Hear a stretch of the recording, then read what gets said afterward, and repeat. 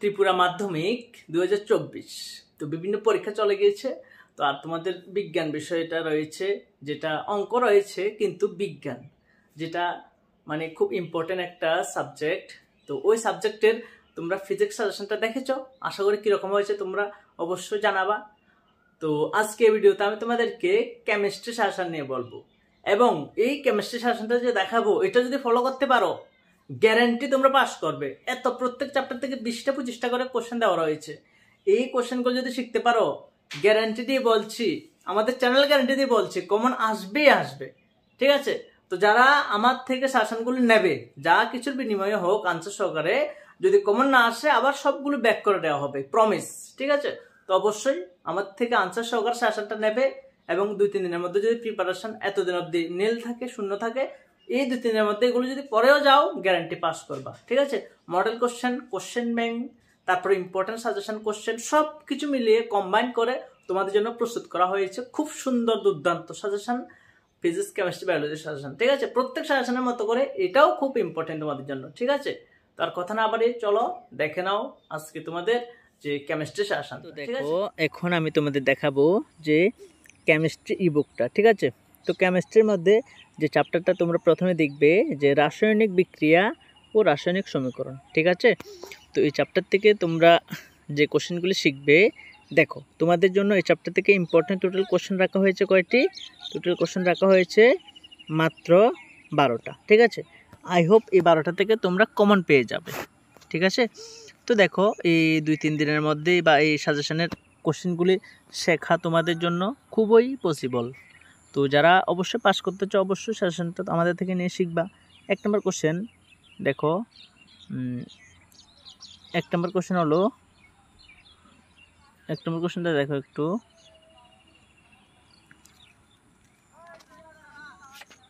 চুপসানো চিপসের প্যাকেট ক্রয় করা উচিত নয় কেন? ঠিক আছে?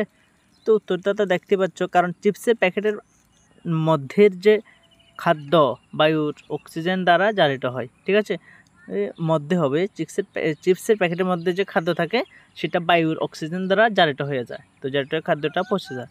তো এই জন্য মানে যে কুচকানো, মানে ধরো মানে বায়ু ঢুকে গিয়েছে বা এমন চিপসের প্যাকেট আমরা কিনবো না আর কি। তো আমরা তো দেখি সচরাচর যে কোনো মানে চিপসের প্যাকেট বা যদি মানে যে ভিতরে বায়ুগুলি বেরিয়ে যায় প্যাকেট ছিদ্র হয়ে, তো আমরা ভাবি যে তো চিপসগুলি মানে নষ্ট হয়ে গেছে বা মানে আর খেতে ভালো লাগবে না, এরকম আমরা বলি না, এই জন্য কিনে না। কিন্তু একজাক্টলি কেন এটা আমাদের ক্রয় করা উচিত না বা এগুলি কেন এরকম চুপসে যায়, এটাই হলো রিজন। ঠিক আছে? যে এটার ভিতরে যে খাদ্য থাকে বা চিপস যেগুলো থাকে বাইরের অক্সিজেন দ্বারা এগুলো জারিত হয়ে যায়। ঠিক আছে? কারণ বাইরের যে অক্সিজেনটা ছিদ্র হয়ে গেলে তো বাইরের অক্সিজেন ভিতরে ঢুকে যাবে, তো ঢুকলে তো এটা জারিত হয়ে যাবে। ঠিক আছে? যার ফলে পচে যাবে, আর কি রিজন। ঠিক আছে? তারপর 2 নম্বর দেখো, 2 নম্বর হলো সিলভার,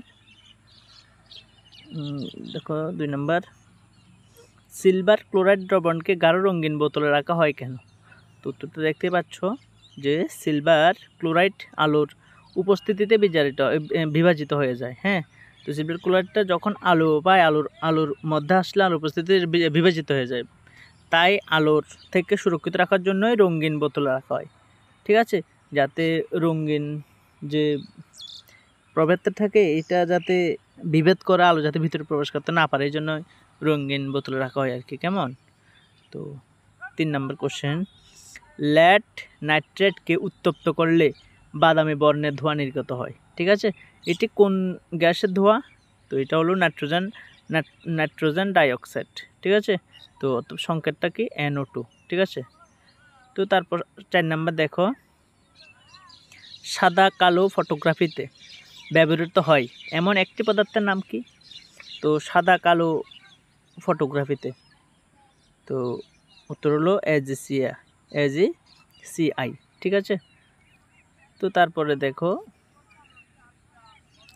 এখানে অনেকে ভাববা যে এটা কি I না L। তো এটা যারা সাধারণত তোমরা নিজে জানো এটা স্মল লেটার না ক্যাপিটাল লেটার। তো যদি স্মল লেটার হয় তাহলে তো অবশ্যই এটা বুঝতেই পারছো এটা L হবে, তো AgCl হবে। কেমন? তো তারপরে দেখো 5 নাম্বার, তারপরে দেখো যে কোশ্চেন না 5 নম্বর কোশ্চেন, দীর্ঘদিন চিপস সংরক্ষণের জন্য কোন গ্যাস ব্যবহার করা হয়? উত্তর হলো N2। তারপরে 6 নম্বর, কোন গ্যাস জারক ও বিজারক উভয় রূপে কাজ করে? উত্তর হলো সালফার ডাইঅক্সাইড SO2। কেমন? 7 নম্বর, কোন বিক্রিয়াকে সংযোগ বিক্রিয়ার বিপরীত বিক্রিয়া বলা হয়? উত্তর হলো বিয়োজন বিক্রিয়া। বুঝতে পারছো? তারপরে দেখো 8 নম্বর, তো 8 নম্বর হলো কিসের ভিত্তিতে রাসায়নিক সমীকরণের সমতা বিধান করা হয়? উত্তরটা বুঝতে পারছো, ভরের সংরক্ষণ সূত্রের ভিত্তিতে। তো এবার একটু লং কোশ্চেন। 1 নম্বর, দহন এর পূর্বে ম্যাগনেসিয়াম ফিতাকে পরিষ্কার করে নিতে হয় কেন? 2 নম্বর তো বুঝতে পারছো এই বিক্রিয়াগুলি, এগুলি সমতা বিধান অবশ্যই দেখতে হবে, তোমাদের বুঝে নিতে হবে সমতা বিধান কীভাবে করতে হয়। 3 নম্বর কোশ্চেন 4, 5 নম্বরটা ইম্পর্টেন্ট হচ্ছে জারণ ও বিজারণের মধ্যে পার্থক্য বা কাকে বলে এটা শিখলে পার্থক্যটা তোমরা পারবে। 6 নম্বর 7, 8, 9, 10, ঠিক আছে। তারপরে 11, 12, তারপরে দেখো এই চ্যাপ্টার থেকে তো আর কোনো কোশ্চেন দিই নাই।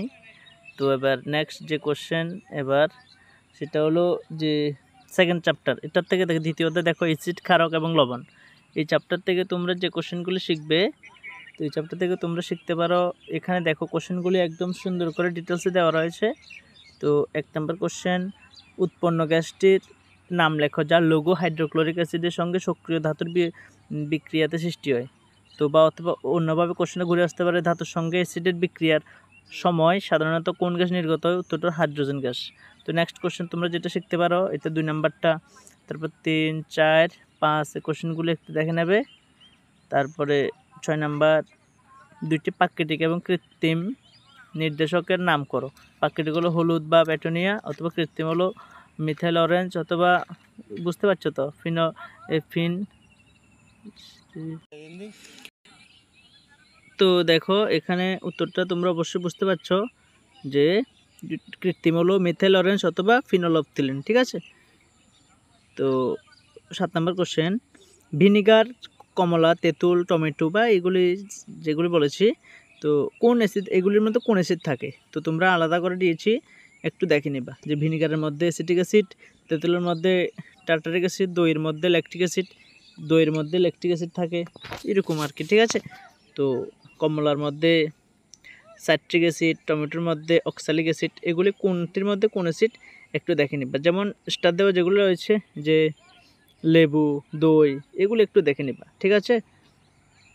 ভিনিগার তো দেখতে পারো, এটা ইম্পর্টেন্ট রয়েছে। তারপর 8 নম্বর কোশ্চেন দেখতে পাচ্ছ।